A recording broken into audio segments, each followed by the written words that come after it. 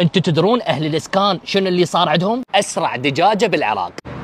شلونك ابو كرم؟ هلا بسكنونو حبيبي، اليوم راح تجرب اكل فريش وسريع وحار بحار. والاحلى من هذا كله راح تشوفوه بالمطبخ. ونبديها ببرجر ايام زمان، اطيب برجر راح تجربوه اهل الاسكان. كل الاكل اللي راح تجربوه فاست تشيكن هو من كادر نسائي. ومن نقول ايام زمان اكيد راح تتمطر بالصاص. الحلو بيهم يسوون كل الاوردرات فريش، يعني ينزل لكم الاكل حار بحار.